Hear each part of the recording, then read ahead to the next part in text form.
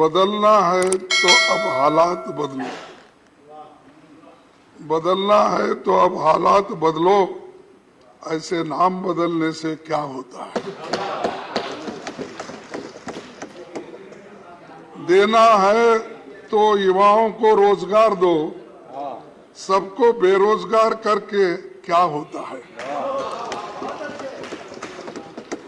दिल को थोड़ा बड़ा करके देखो, लोगों को मारने से क्या होता है। दिल को थोड़ा बड़ा करके देखो, लोगों के मारने से क्या होता है। कुछ कर नहीं सकते तो कुर्सी छोड़ दो। बात बात में डराने से क्या होता है। बात बात में डराने से क्या होता है। अपनी हुक्मरानी पर तुम्हें गुरूर है, लोगों को डराने से धमकाने से क्या होता है। बदलना है तो अब हालात बदलो, ऐसे नाम बदलने से क्या होता है, और यहाँ से वहाँ जाने से और क्या होने वाला है। संविधान सभा ने चुने गए विभिन्न धाराओं के लोग महान नायक थे, उसमें अपने दौर के महारथी थे। उनका बड़ा जमीनी अनुभव भी था।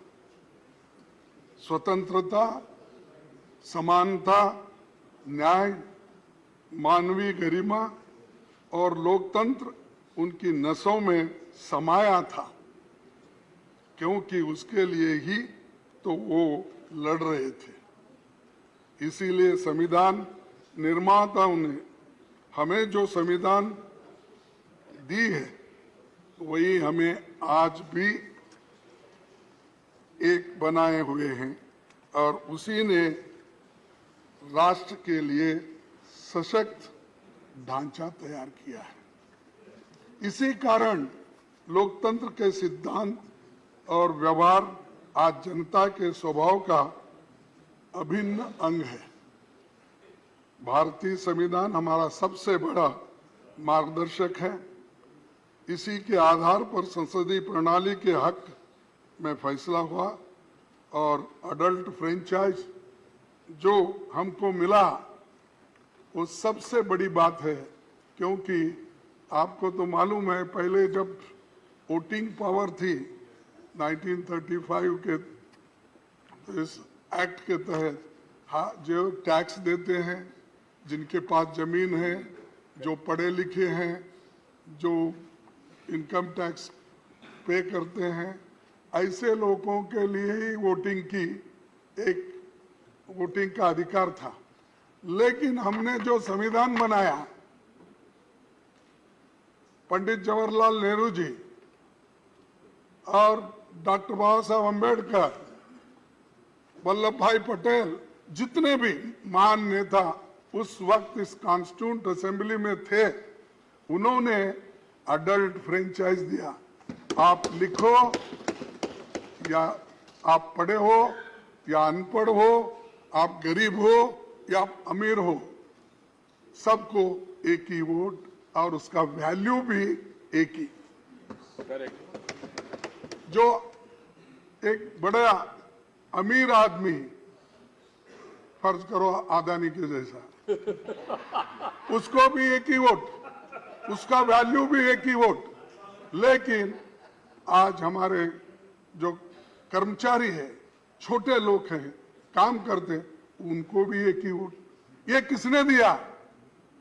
ये कॉन्स्टिट्यूशन जो बनाने वाले कांग्रेस के उस वक्त आजादी, जिन्होंने आजादी के लिए लड़े और ये दिलाए, और ये ढांचा बना। इसीलिए आज भी अडल्ट फ्रेंचाइज से ये देश जिंदा है, एक है और इंक्लूसिव है। और ये इंक्लूसिव बोले तो थोड़ा सा डर होता है उनको। इंक्लूसिव बोले तो फिर इंडिया, उसको क्या करते हैं छोटा करने के लिए, हमारे नड्डा साहब इंडी बोलते हैं। ठीक है, उसीलिए तो बोलो नाम बदलने से कुछ नहीं होता। इंडी बोलो और कुछ भी बोलो, हम है इंडिया, हमारे नायकों ने बहुत मंथन करके जो संविधान दिया वो जनता की आकांक्षाओं को खरा उतरा है।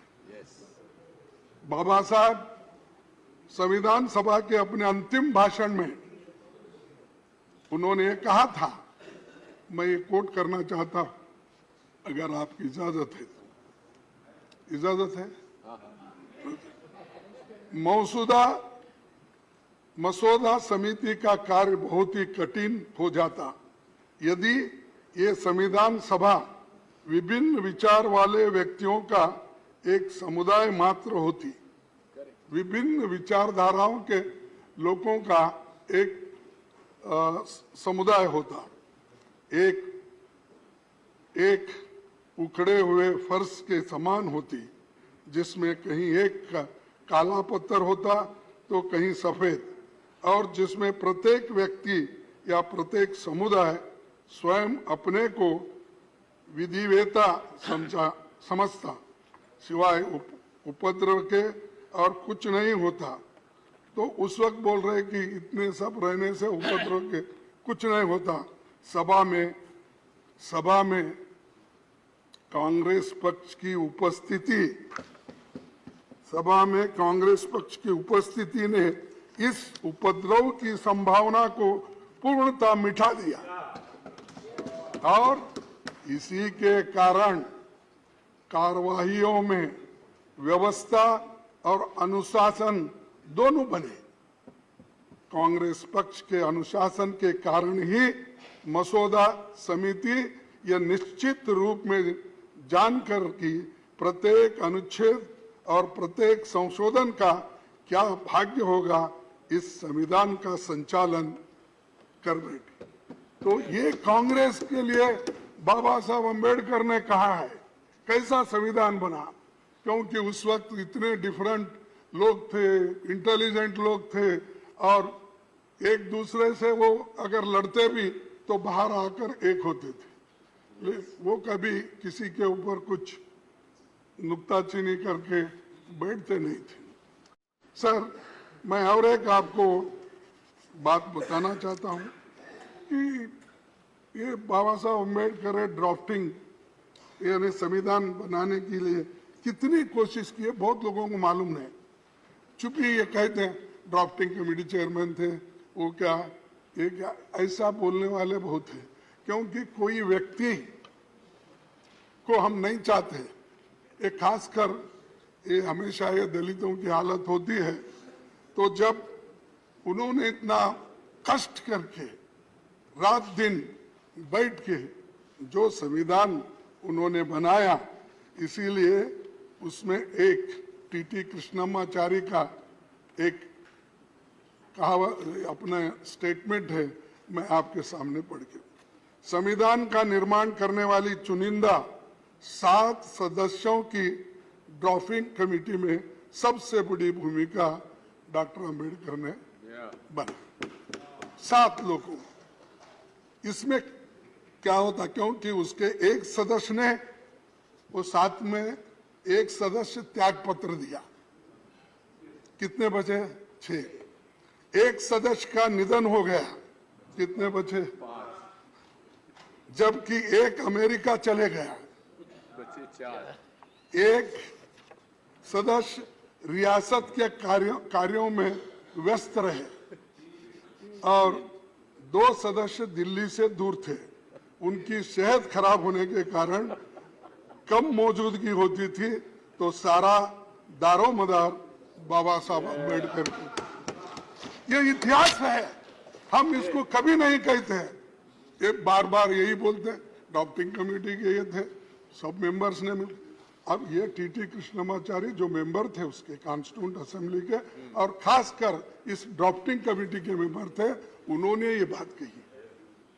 तो एक व्यक्ति देश बदलने के लिए, संविधान को मजबूत करने के लिए, लोकतंत्र को मजबूत करने के लिए और कॉन्स्टिट्यूशन को जीवित रखने के लिए सबसे कंसल्ट करके कंसेंसस जो बनाते हैं, वो किसके जमाने में हुआ? वो कांग्रेस ने किया। उसकी रक्षा के लिए हम लड़ रहे हैं। उसी के लिए हम तैयार हो गए। सब कुछ हम ये नहीं समझते, हम जो कहेंगे वो हमको मिलेगा। हमारा एक सभी का एक इरादा है कि जो चीज इतने कष्ट से, इतने मेहनत से कमाई है, उसको हम गुमाना नहीं चाहते। 1950 में भारत ने जब लोकतंत्र अपनाया तो बहुत से विदेशी विद्वानों को लगता था कि यहाँ लोकतंत्र विफल हो जाएगा, क्योंकि ये करोड़ों अंगूठे छाप लोग हैं।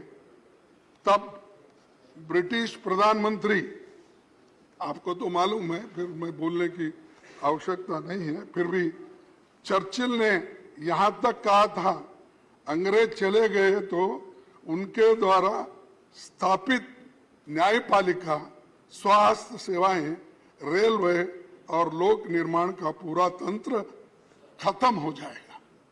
ये चर्चिल ने कहा। यानी इतना अंडरमाइन किया हमको कि ये लोग अनपढ़ है, अंगूठे छाप है, ये लोग क्या करेंगे, डेमोक्रेसी को कैसा टिकाएंगे। लेकिन हमने टिका के दिखाया, हमने इसको मजबूत करा, इसका संरक्षण किया। और बार बार हमको टोका जाता है, 70 साल में आपने क्या किया। अरे 70 साल में तो यही किया हमने, इसको मजबूती दी, इसको मजबूती दी हमने, लोकतंत्र को बचाया हमने, और संविधान को लेकर हमने आगे बढ़े। और बार बार आपके पास कुछ नहीं बोलने के लिए, ये बोल तो जाओ, और कितने दिन बोलते जाओ। सर, तब वर्ल्ड वॉर 2 में, उसके बाद में 7 आजाद हुए देशों में सैनिक तानाशाही थी, फिर भी हमारे लोग मजबूती के साथ इस देश में इस संविधान को टिकाया, डेमोक्रेसी को टिकाया। लेकिन हमारे यहाँ सत्ता का हस्तांतरण गोली या बंदूक से नहीं हुआ।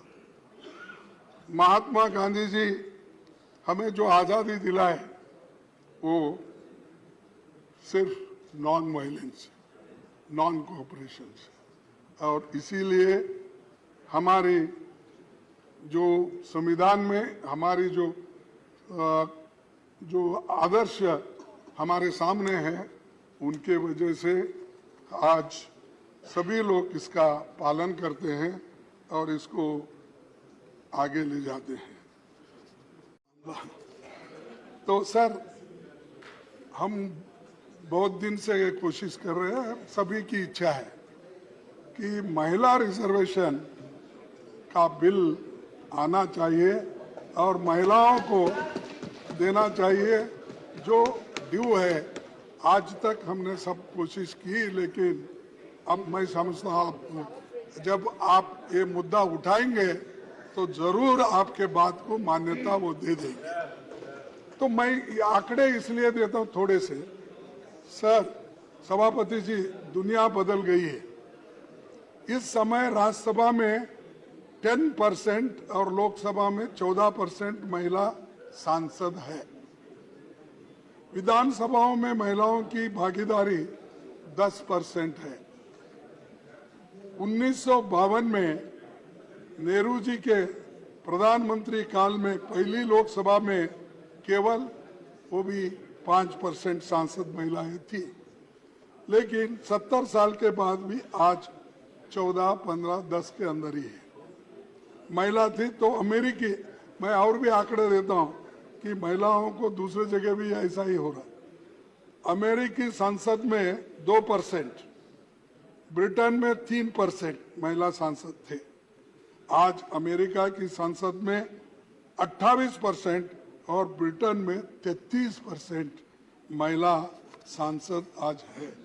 तो इसीलिए मैं आपसे गुजारिश करूंगा कि इस महिलाओं का जो बिल है इसको आप ये कर दीजिए।